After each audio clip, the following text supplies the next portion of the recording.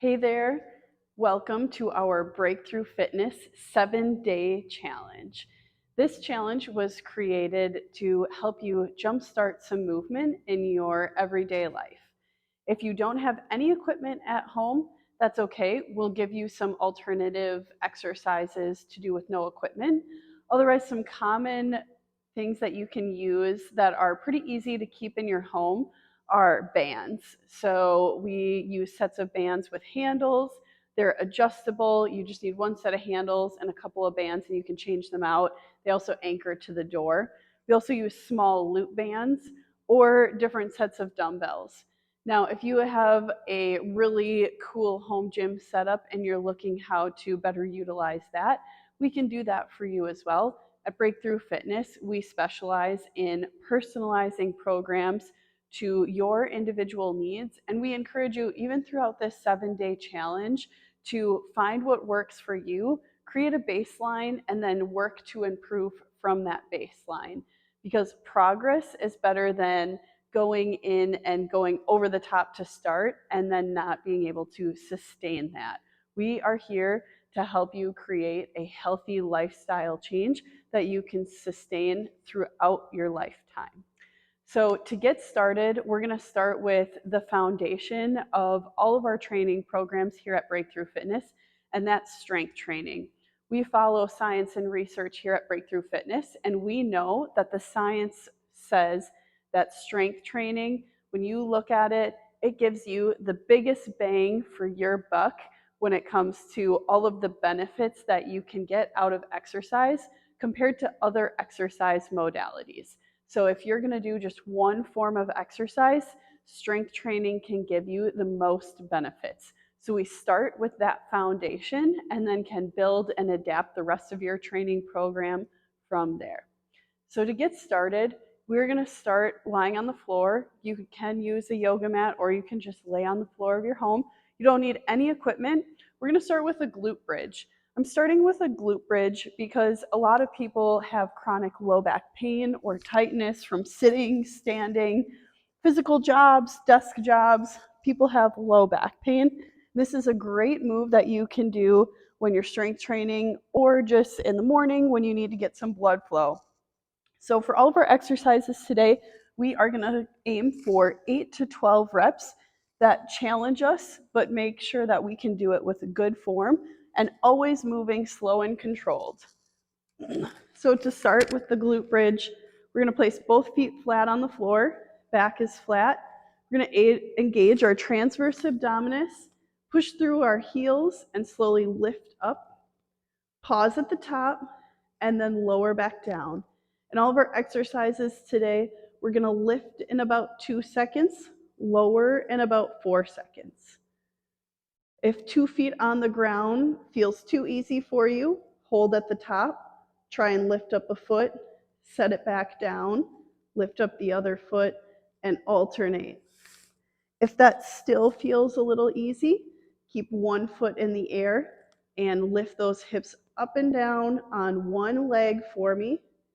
So what I want you to do with this is find what option is going to work the best for you and continue that way. We're going to go for 8 to 12 on each leg if you're alternating, or 8 to 12 total if you're keeping both legs on the floor. I'm on 8 on this left leg. When I get to the last rep, I'm going to hold for 10 seconds. If you start to cramp, get lower back pain, start losing form, that's a good time to stop. We're going to hold this one. 10, 9, 8, 7, 6, 5, 4, 3, 2, 1. Go ahead and switch legs or continue alternating. If you were doing both legs on the floor the entire time, you can take the next few moments to just rest. And we are targeting that gluteus maximus muscle. Working that big glute muscle really helps get blood flow to the lower back. It attaches by the lower back. Also, our glutes get tight from sitting or standing in one place too long. So this is a good way to get blood flow. Try not to rest between reps here. We want to keep those muscles under tension, really recruit in those strength building muscle fibers. One more and hold at the top. 10, 9, 8, 7, 6, 5, 4, 3, 2, 1, rest. All right, so we should be feeling our glutes, maybe a little bit of hamstrings. Now we are going to go into clamshells. Clamshells work the gluteus medius. So glute bridge, gluteus maximus. Gluteus medius is working on the clamshells. I'm going to have you turn to your side. I also forgot to mention that if you have a lot of pain laying on the floor, or you can't get down to the floor, you can do this from your bed, the couch, wherever you can lay comfortably. And then you can always find a blanket to support your head or use your arm if you have neck or shoulder pain. For clamshells, you're going to keep your knees together, our feet together. Feet should be in line with our glutes. And then we're going to open your knee up towards the ceiling, movement coming from the hip here. If body weight feels pretty easy, you can go ahead and take one of these loop bands and slide it all the way up to above your knees.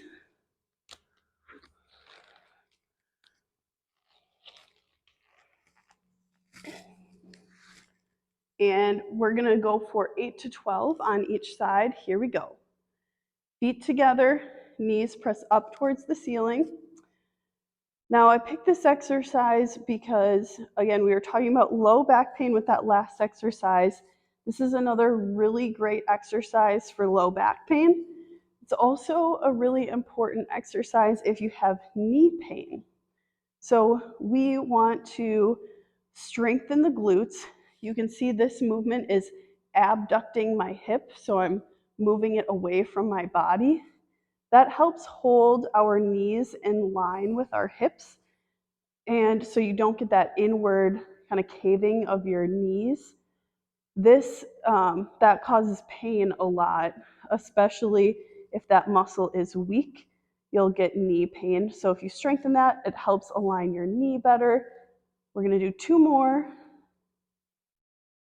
Last one and hold for me. 10, 9, 8, 7, 6, 5, 4, 3, 2, 1.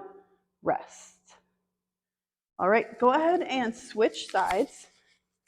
But as I was saying, the knee pain comes from that weakness and not letting your knee track properly a lot, or if you have wear and tear arthritis kind of in your knee.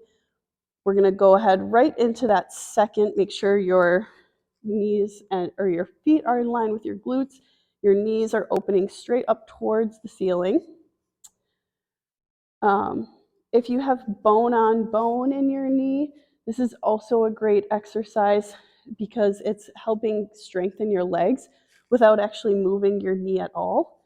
And when it comes to arthritis, we want to strengthen all of the muscles around the arthritic joints to support them as much as we can. If you have pain and you literally can't do an exercise because of the pain, then don't do it.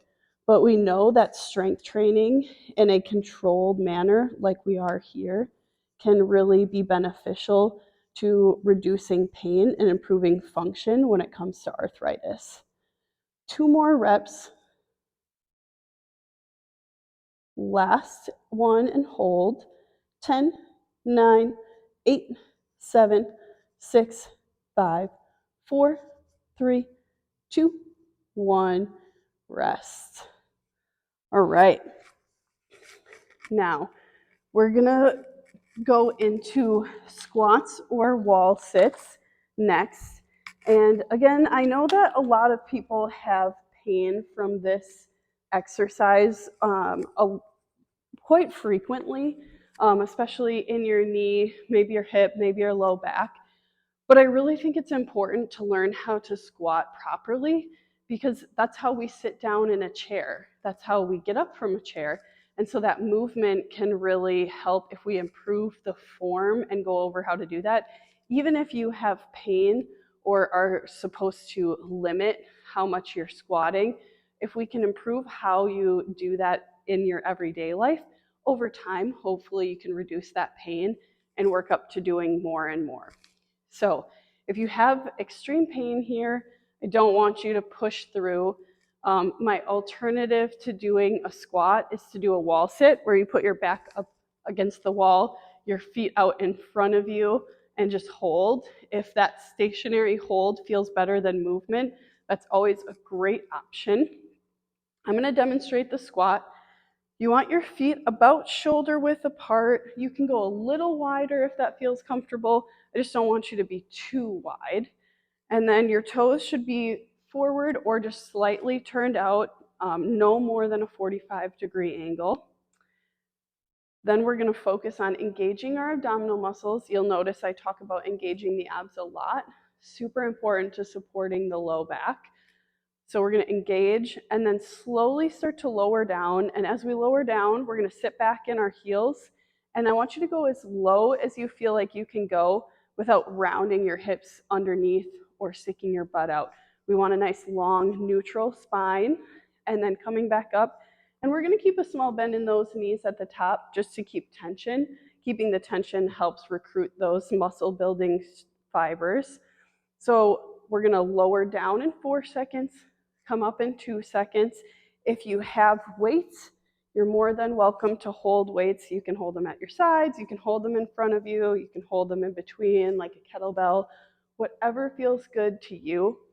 I'm just going to hold these in front to demonstrate, but you can definitely start with body weight. If you are someone who's at risk for falling, putting a chair behind you or squatting to a chair is also can be really helpful. So we're going to aim for 12 reps, down in 4, up in 2. Here we go. I want you to breathe. Make sure you're sitting back in the heels. You can see that my first movement is almost my butt going back, then dropping down. If my butt doesn't go back, then I don't really have anywhere to go and I start shifting forward and losing balance. So we want to keep this nice steady movement here. If you need to take a break before 12, that's totally fine. Start where you feel like you can start. If you're going through this and it feels pretty easy, you can increase the resistance that you're holding on to or move even slower. The slower you moved, the safer it is for your joints, and the more controlled and more tension you're keeping on the muscles. Now, there should be some burning sensation. That's totally normal. Kind of stick with me through the discomfort here. We're going to do 2 more. On this last one, hold on the bottom or hover above that chair if you can. Hold here. 10, 9, 8, 7, 6, 5, 4, 3, 2, 1. Rest. All right. Nice job. So those are 3 movements you can do every other day or so at home. You can see I'm in my studio space. We also have machines. So if moving free weights doesn't feel great, machines might be another good option that control your movement pattern a little bit more and isolate muscle groups. But those are 3 exercises you can do at home and can get the blood moving. Blood circulation is helping with healing. So if you have pain, promotes that. And then if those 12 reps felt easy for you today, try and add resistance. So that is how you get stronger. If you can easily complete 12 reps, it's time to increase it, and you can continue doing those same exercises over and over, increasing the difficulty, and that will get you stronger. For upper body, we're going to start with an overhead press movement. Now, if you've had a shoulder injury, it's usually recommended to be careful lifting overhead. And if you don't have any equipment, you can grab soup cans You can grab whatever you have that might be weight, or just move body weight with me, especially if you have pain. But what we're gonna do is work on our overhead movement.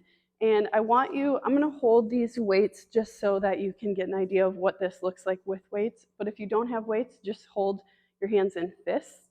When you're pressing overhead, you actually wanna keep your elbows in front of your body, not in line with your body.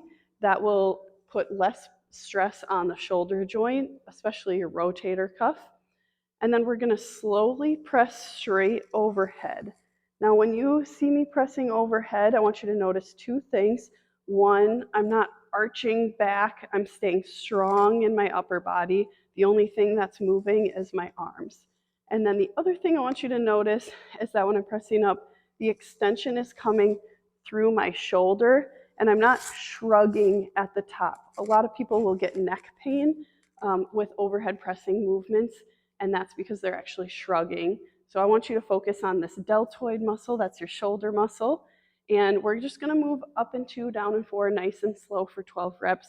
Do this body weight or light weight to start.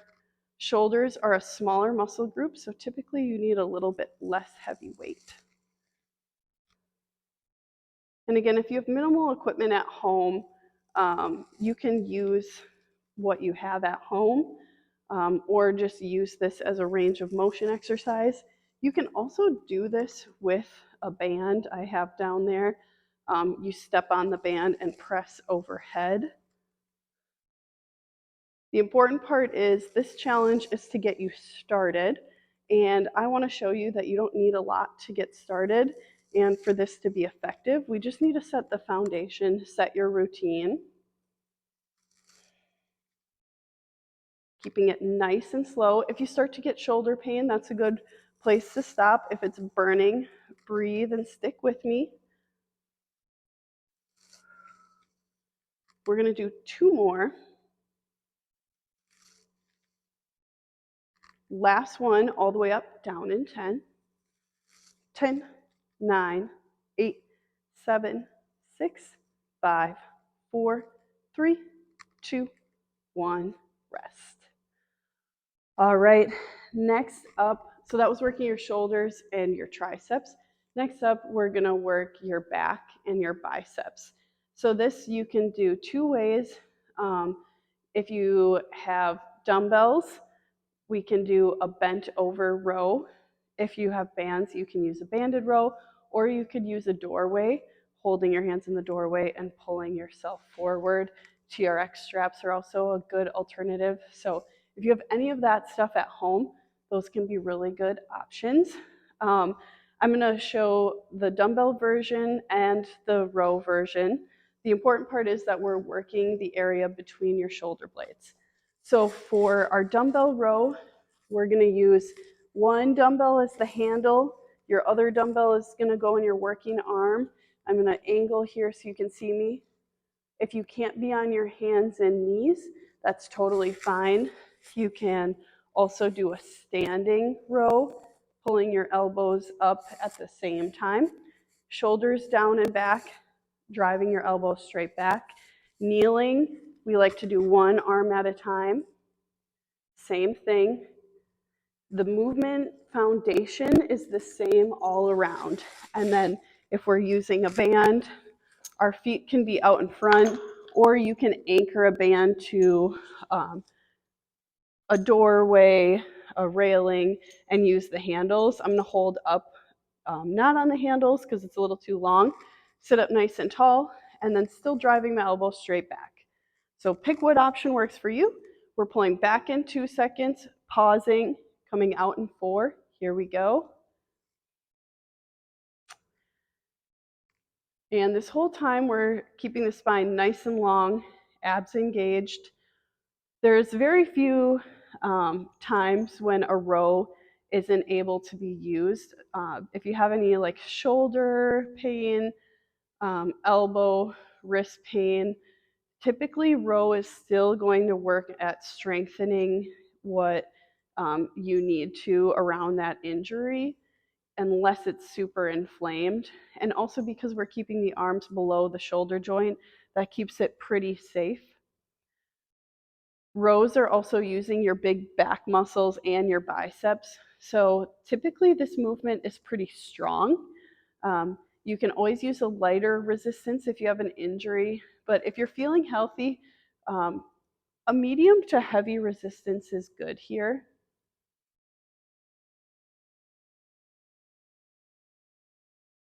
And we put a pause where that muscle is maximally contracting in the back. One more and hold.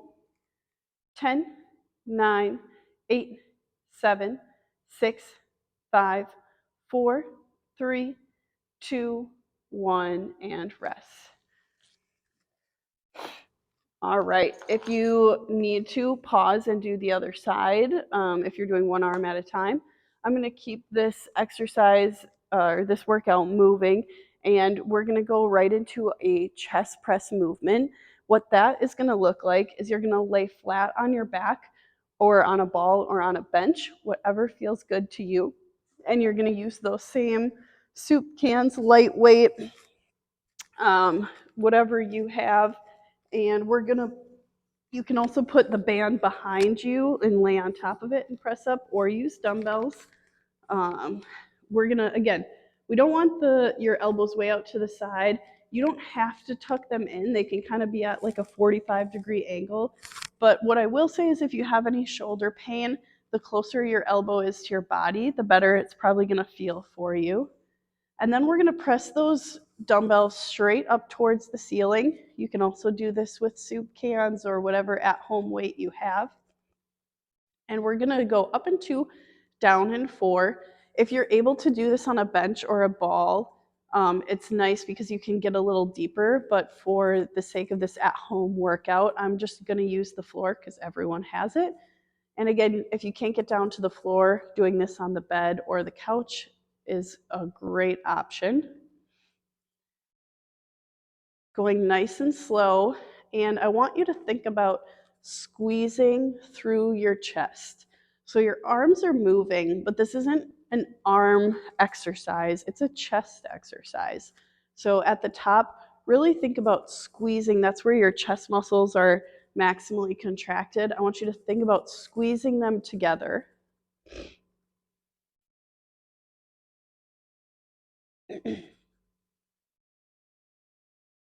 Going nice and slow also helps you think about what muscles should be working here. And that is one of my challenges to people is I want you to think about activating a muscle group to start a movement. I don't want you to start a movement to feel the muscle. One more. We're going to go all the way up, down in 10 seconds. 10, 9, 8, 7, 6, 5, 4, 3, 2, 1, rest. All right. Another alternative to chest press is doing a push-up if you don't have equipment. We'll be covering that in our next strength training day, and there's plenty of alternatives there for you to do that. All right. We are gonna finish up with some abdominal work, and we're gonna stay right here lying on your back. And I like to do some variations of leg raises because it works the abs as well as gets your hip flexors kind of moving, focuses on keeping your low back pushed into the floor to help work everything on all around your torso. So we're gonna start. Everyone can start with their feet off the floor, shins parallel to the floor. And there's 4 stages of this. You pick what one works for you. We're gonna go one leg down at a time, keeping knees bent at a 90-degree angle. If that feels too easy, straighten that leg out and then bring it back. The closer to the floor, the harder the exercise. Then if that still feels easy, legs straight, one down at a time. And if that's still too easy, both legs going down and then coming back up, keeping back pushed into the floor. The lower to the floor you can go with your legs, excuse me, the better. I want you to get 8 to 12 on each leg, or stop when your low back is coming off the floor. So you can see when I was going both legs, my back started coming off and I brought my legs back up. My abs aren't totally recovered yet postpartum for me to be strong enough to do that exercise. So I'm gonna stick today with my knees bent and straightening them out, bringing them back in. That feels good to me. The other variations still feel a little difficult. I want you to get 8 to 12 on each leg.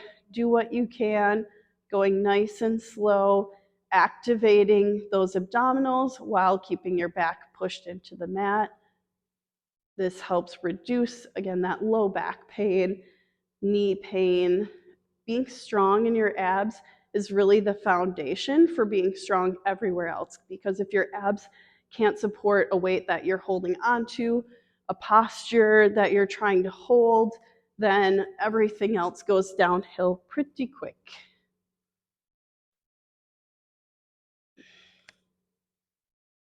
Halfway.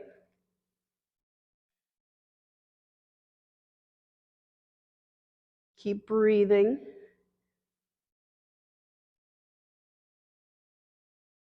Keep that back pushed into the mat.